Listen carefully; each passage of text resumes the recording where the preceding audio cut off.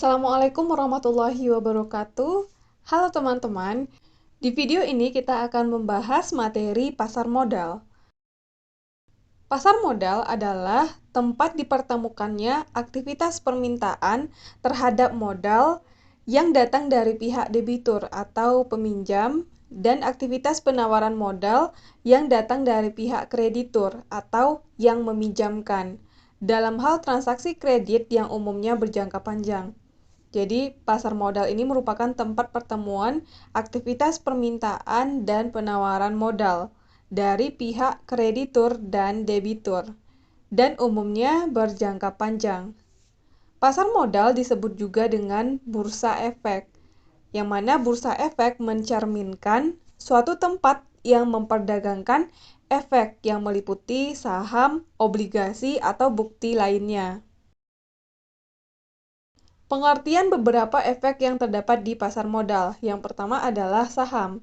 Saham merupakan tanda bukti penyertaan modal atau bukti pemilikan atas suatu perseroan terbatas.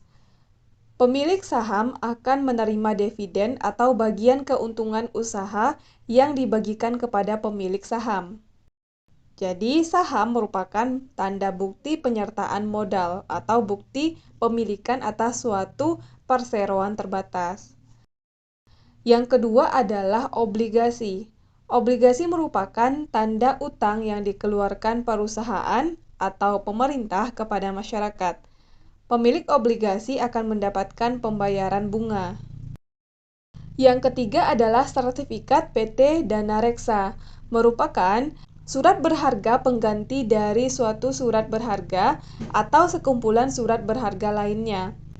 Untuk keperluan aktivitas pasar modal di Indonesia pada tanggal 23 Januari 1972, pemerintah membentuk BAPEPAM atau Badan Pelaksana dan Pengawas Pasar Modal, dan berdasarkan Kepres tahun 1977 didirikan Bursa Efek Indonesia yang pada tahun 1983 namanya diganti menjadi Bursa Efek Jakarta atau BEJ bersamaan dengan berdirinya Bursa Efek Surabaya atau BES.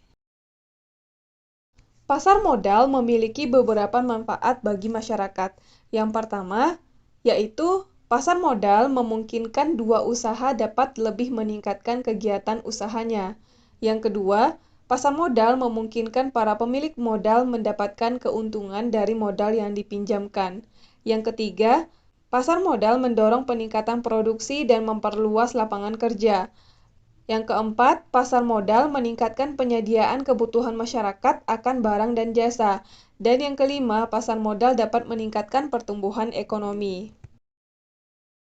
Selain memiliki beberapa manfaat, pasar modal juga memiliki beberapa fungsi di Indonesia.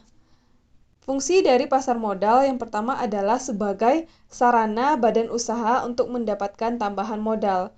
Yang kedua, sarana pemerataan pendapatan. Yang ketiga, memperbesar produksi dengan modal yang didapat sehingga produktivitas meningkat. Yang keempat, menampung tenaga kerja. Dan yang kelima, memperbesar pemasukan pajak bagi pemerintah.